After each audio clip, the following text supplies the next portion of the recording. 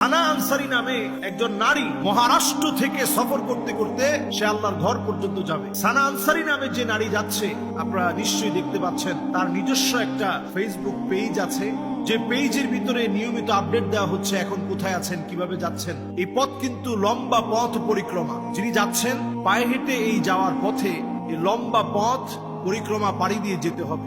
এই যেতে গিয়ে যেই জায়গাগুলো পার হতে হবে এটা সহজ বিষয় না, কিন্তু তাকে যেতে হলে যাওয়া লাগবে প্রতিদিন 25 কিলোমিটার হেঁটে। একজন নারী 25 কিলোমিটার প্রতিদিন হাঁটবে।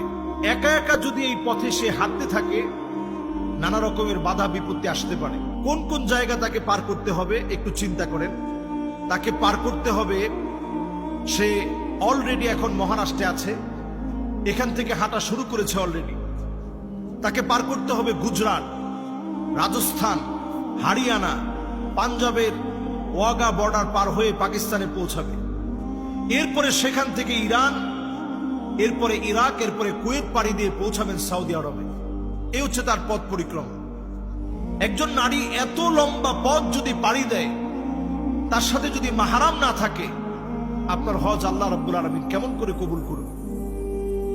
এই লম্বা পথে আপনি কোথায় ঘুমাবেন? এর আগে শিহাব চত্বর নামে যে গিয়েছে, সে তার স্থানীয় যে মসজিদ পেয়েছে সেখানে অবস্থান করেছে। একজন নারীর জন্য এটা কতটা কঠিন হবে চিন্তা করেন। এখন এই বোন তার সাক্ষাৎকারে বলেছে যে আমার মাহরাম তিনি আমার সাথেই আছেন, যদিও তিনি হেঁটে আসেন নাই, তিনি আসবে বিমানে। এটাও নতুন একটা প্রসেসিং শুরু হয়েছে। যখন আপনি নিজে যাবেন, সবাই আপনার প্রতি একটা সৌহার্দ্যপূর্ণ আচরণ দেখাবে, আপনাকে হয়তো হাদিয়া দিবে, উপঢৌকন দিবে, এগুলো সব মিলে এরপরে আপনি আপনার পরিবারকে নিয়ে গেলেন, তারা হয়তো বিমানে চড়ে যাবে। এই বিষয়গুলো ইসলাম আসলে, যদিও আপনি পায়ে হেঁটে গেলে আপনি নারী হিসেবে এটা আপনি অবশ্যই আপনার মাহরামের প্রয়োজন। মাহরাম ছাড়া কোনোভাবেই একজন নারীর পথ, কখনো পথ পরিক্রমা সহজ হতে পারে না। মাহরাম ছাড়া এই হজ আল্লাহর কাছে কবুল হবে না। এই জন্য যারাই আমরা এই জাতীয় নিয়ত করতেছি, দেখবেন আগামী বছর আমাদের বাংলাদেশের কোন নারী সেও সাহস করবে যে আমাকেও হজ পায়ে হেঁটে করা লাগবে। আগে আমরা যেমন দেখতাম বিভিন্ন জন ফেমাস হওয়ার জন্য, গিনিস ওয়ার্ল্ড বুকে নাম লেখানোর জন্য অনেক কিছু করছে, অনেক পাগলামি মানুষ করত, লম্বা নখ রাখা, লম্বা চুল রাখা, এমনকি মানুষের নিজের গোসল টোসল সব বাদ দিয়ে নানা রকমের একটা উদ্ভট জীবন যাপন করা, এগুলোর মধ্য দিয়ে মানুষ ফেমাস হওয়ার চেষ্টা করত।